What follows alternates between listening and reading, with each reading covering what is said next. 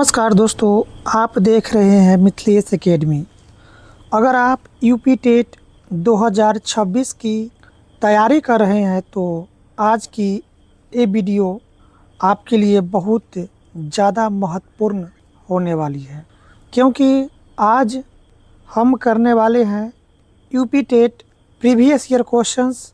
और ध्यान रखना, इन्हीं वाईक्यू में से हर साल कई सवाल रिपीट होते हैं।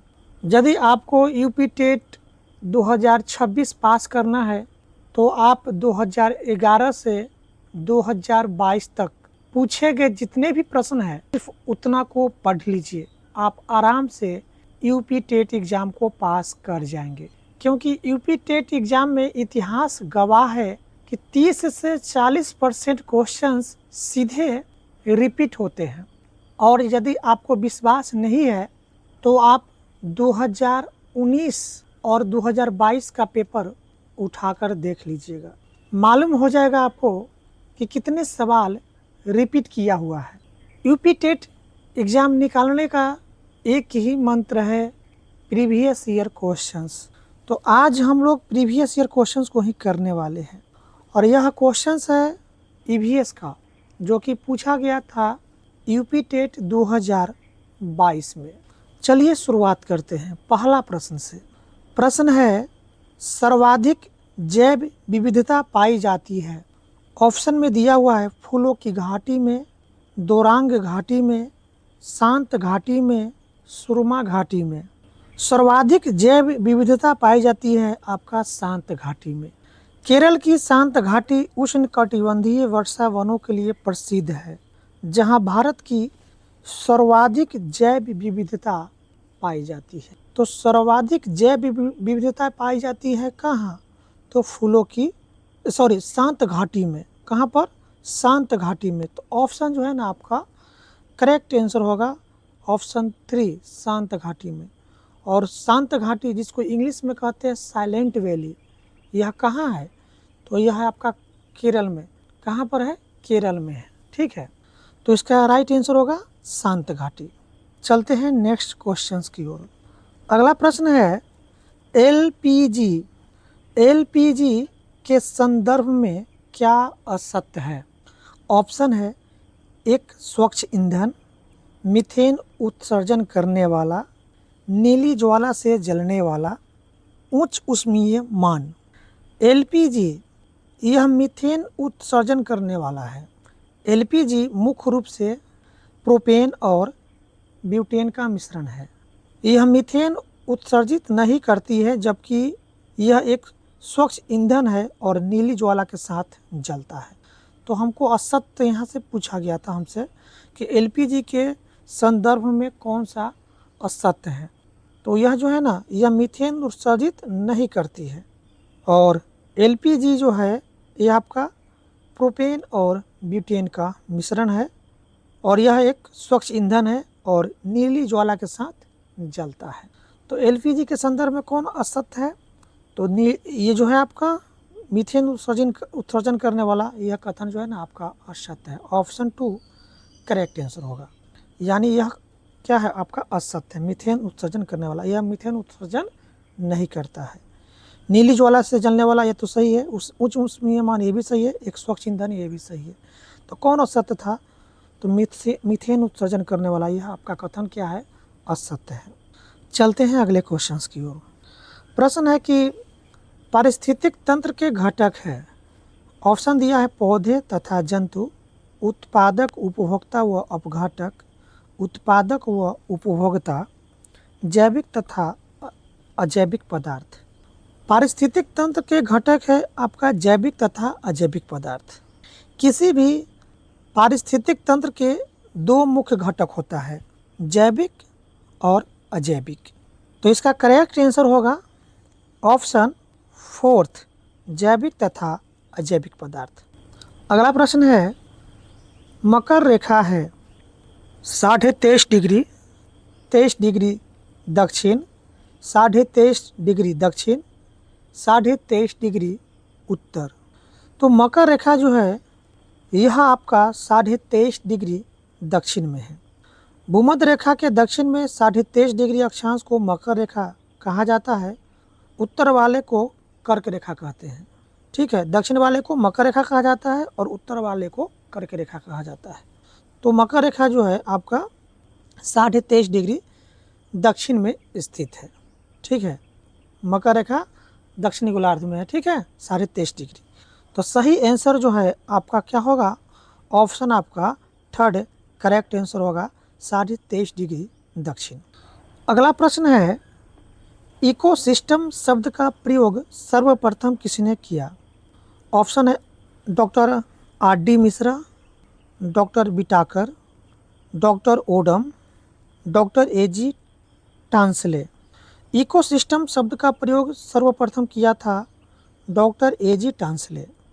वर्ष 1935 में A.G. टांसले ने सबसे पहले इकोसिस्टम शब्द का अवधारणा दी थी।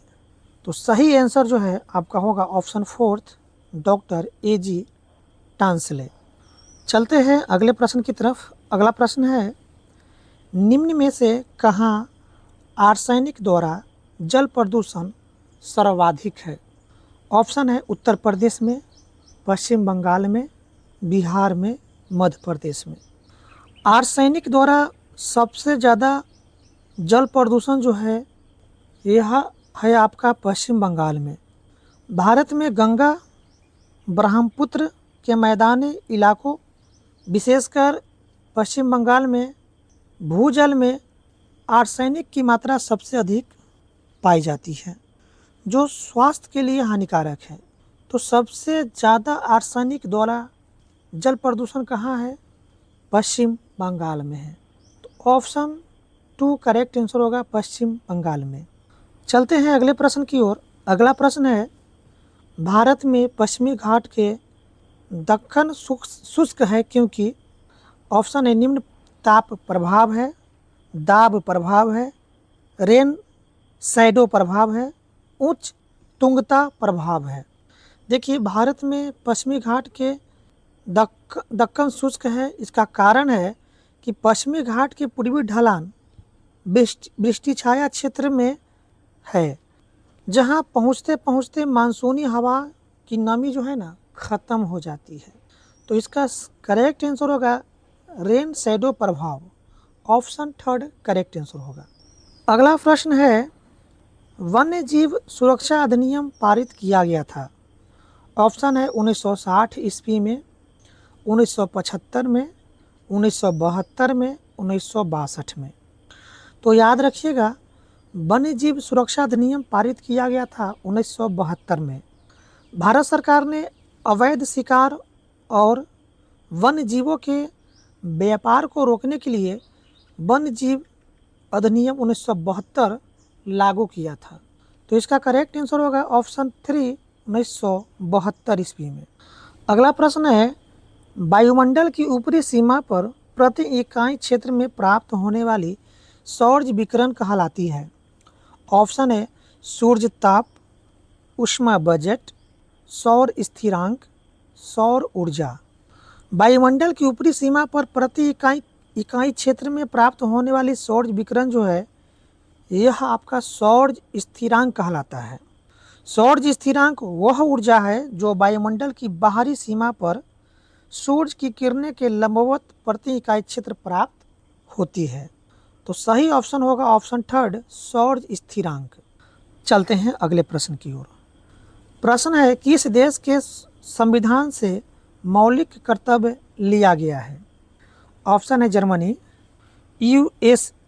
यूएसएसआर जिसको हम रूस कहते हैं, यूएसए, यूनाइटेड किंगडम। तो हमारे भारतीय संविधान में जो मौलिक कर्तव्य लिया गया है वो हमारा यूएसएसआर यानी रूस के संविधान से मौलिक कर्तव्य लिया गया है। स्वर्ण सिंह समिति की सिफारिश पर तत्कालीन सोवियत संघ यूएसएसआर के संविधान से लिया गया था मौलिक कर्तव्य। ठीक है, तो करेक्ट आंसर होगा यूएसएसआर। हमारा जो संविधान है उसमें जो मौलिक कर्तव्य जोड़ा गया है यह किस देश के संविधान से लिया गया था? तो यूएसएसआर रूस के संविधान से लिया गया था। ठीक है, तो करेक्ट आंसर होगा यूएसएसआर, ऑप्शन 2। अगला प्रश्न है, घास भूमि क्षेत्र के परितंत्र के खाद्य श्रृंखला में सबसे उच्च स्तर का उपभोक्ता होता है। ऑप्शन है शाकाहारी, शाकाहारी व मांसाहारी दोनों, जीवाणु, मांसाहारी। तो देखिए, घास भूमि क्षेत्र के परितंत्र के खाद्य श्रृंखला में सबसे उच्च स्तर का जो उपभोक्ता होता है यह मांसाहारी होता है। ठीक है, कौन होता है? मांसाहारी होता है। खाद्य श्रृंखला में घास उत्पादक होता है और घास को टिड्डा खाता है। ठीक है, और टिड्डा को मेढक खाता है और मेढक को सांप खाता है और अंत में सांप को बाज खाता है। ठीक है, अंत में क्या है? बाज, शेर, जो कि मांसाहारी है, ये सबसे ऊपर आता है। तो इसका करेक्ट आंसर होगा ऑप्शन 4 मांसाहारी। अगला प्रश्न है, वायुमंडल का प्रमुख स्तर जो पृथ्वी के सबसे पास है। तो पृथ्वी के सबसे पास जो वायुमंडल का स्तर है यह है आपका क्षोभ मंडल। ठीक है, यह वायुमंडल के जो है वायुमंडल का प्रमुख स्तर जो है, जो कि पृथ्वी के सबसे नज़दीक है, क्षोभ मंडल। क्षोभ मंडल वायुमंडल की सबसे निचली परत होती है जहां मौसम संबंधित सभी घटनाएं होती है। तो मौसम संबंधित सभी घटनाएं कौन सा मंडल में दर्ज होती है? तो ये आपका क्षोभ मंडल में। ठीक है, मौसम संबंधित सभी घटनाएं जो है किस में घटित होती है? क्षोभ मंडल में। ठीक है, जैसे बादल, बारिश होना, ये सभी जो है ना, ये सभी घटनाएं जो है ना किस में होती है? हमारा क्षोभ मंडल में होती है। तो करेक्ट आंसर हमारा हो जाएगा क्षोभ मंडल। अगला प्रश्न है, भारतीय संसद द्वारा जैव विविधता अधिनियम पारित किया गया था। ऑप्शन है 11 मई 1972, 11 दिसंबर 2002, 16 अक्टूबर 1990, 10 दिसंबर 1980। भारतीय संसद द्वारा जैव विविधता अधिनियम पारित किया गया था 11 दिसंबर 2002 को। जैविक संसाधनों के संरक्षण के लिए भारत में जैविक विविधता अधिनियम 2002 पारित किया गया था। यानी जैविक संसाधन के संरक्षण के लिए भारत में जैविक विविधता अधिनियम 2002 में पारित किया गया था। तो भारत में जैविक विविधता अधिनियम यह कब पारित किया गया था? तो 2002 में। तो इसका करेक्ट आंसर होगा 11 दिसंबर 2002। प्रश्न है, निम्नलिखित में से कौन सी कृषि करने की प्रक्रिया पर्यावरण संरक्षण में सहायक है? ऑप्शन है सेफ्टिंग खेती, जैविक खेती, अधिक उपज वाली किस्म की खेती, ग्लास हाउस में पौधा लगाना। देखिए, कृषि करने की प्रक्रिया पर्यावरण संरक्षण में सहायक है। कौन सा खेती करने से पर्यावरण संरक्षण में सहायक होगा? तो जैविक खेती। जैविक खेती में क्या है कि रसायनों का प्रयोग नहीं होता है, जिससे मिट्टी और पर्यावरण की उर्वरता और स्वास्थ्य दोनों क्या होता है? सुरक्षित रहता है। तो कौन सा खेती करने से पर्यावरण जो है ना सुरक्षित रहता है? तो जैविक खेती करने से। ठीक है, तो करेक्ट आंसर होगा आपका ऑप्शन 2 जैविक खेती। अगला क्वेश्चन है, अम्लीय वर्षा संबंधित है हाइड्रोक्लोरिक एसिड से, बोरिक एसिड से, एसिटिक एसिड से, सल्फ्यूरिक एसिड से। तो अम्लीय वर्षा जो है यह होता है सल्फ्यूरिक एसिड के कारण से। अम्लीय वर्षा मुख्य रूप से सल्फर डाइऑक्साइड SO2 और नाइट्रोजन ऑक्साइड NO के कारण होती है, जो हवा में सल्फ्यूरिक एसिड और नाइट्रिक एसिड बनाते हैं। तो अम्लीय वर्षा होने जो होता है इसका कारण क्या है? Sulphuric acid. तो ऑप्शन आपका 4 यहाँ पर करेक्ट आंसर हो जाएगा सल्फ्यूरिक एसिड। प्रश्न है कि WWF से आज से है। ऑप्शन है world wide fund, world watch fund, world wild life fund, world war fund. देखिए, WWF का इसका जो पूरा नाम है वर्ल्ड वाइल्ड फंड। तो इसका करेक्ट आंसर होगा option 3 world wild life fund. अगला क्वेश्चन है, फूलों की घाटी अवस्थित है। तो फूलों की घाटी जो है ना ये आपका उत्तराखंड में है। इसको क्या कहते हैं? वैली ऑफ फ्लावर्स, फूलों की घाटी। यह उत्तराखंड के चमोली जिले में स्थित है और यह एक राष्ट्रीय उद्यान और विश्व धरोहर स्थल है। तो फूलों की घाटी कहाँ है? तो उत्तराखंड में है। सही ऑप्शन क्या होगा? ऑप्शन 2 उत्तराखंड। अगला क्वेश्चन है, भारत में निम्नलिखित में से कौन सी एजेंसी मुख्य रूप से प्रदूषण के मापन से संबंधित है? यानी भारत में कौन सा एजेंसी जो है वह प्रदूषण के मापने से संबंधित है, यानी कौन सा एजेंसी प्रदूषण को मापता है? ऑप्शन में दिया है green tribunal, survey of India, केंद्रीय जल आयोग, केंद्रीय प्रदूषण नियंत्रण बोर्ड। देखिए, भारत में जो एजेंसी है जो प्रदूषण की जांच करता है यह है आपका केंद्रीय प्रदूषण नियंत्रण बोर्ड, सीपीसीबी इसका पूरा नाम है, central pollution control board. Bharat में वायु और जल प्रदूषण की निगरानी और नियंत्रण के लिए जिम्मेदार मुख्य संस्था है। तो इसका करेक्ट आंसर होगा केंद्रीय प्रदूषण नियंत्रण बोर्ड। ऑप्शन 4 इसका करेक्ट आंसर होगा। क्वेश्चन है, कोटोपाक्सी एक जागृत ज्वालामुखी है जो अवस्थित है। ऑप्शन है सिसिली में, रॉकीज में, एंडीज में, हवाई में। कोटोपाक्सी एक जागृत ज्वालामुखी है, ये आपका है एंडीज में। कोटोपाक्सी दुनिया के सबसे उच्च सक्रिय ज्वालामुखियों में से एक है जो दक्षिण अमेरिका के इक्वाडोर में एंडीज पर्वतमाला पर स्थित है। तो इसका सही आंसर होगा ऑप्शन 3 एंडीज में। प्रश्न है, तिब्बत की सांगपो नदी भारत में जानी जाती है, यानी तिब्बत की जो सांगपो नदी है भारत में किस नाम से जानी जाती है, वो पूछ रहा है आपसे। ऑप्शन है गंगा, सिंधु, ब्रह्मपुत्रा, यमुना।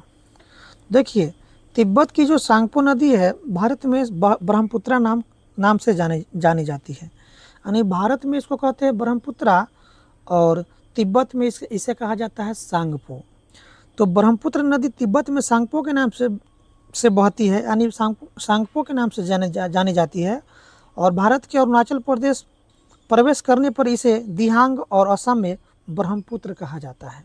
ठीक है, भारत के अरुणाचल प्रदेश प्रवेश करने पर इसे क्या कहते हैं? दिहांग कहते हैं, यानी अरुणाचल प्रदेश में इसको क्या कहा जाता है? दिहांग कहा जाता है। और असम इसे ब्रह्मपुत्र कहा जाता है और तिब्बत में इसे सांगपो नदी के नाम से जाना जाता है। तो इसका करेक्ट आंसर क्या होगा? ब्रह्मपुत्र होगा।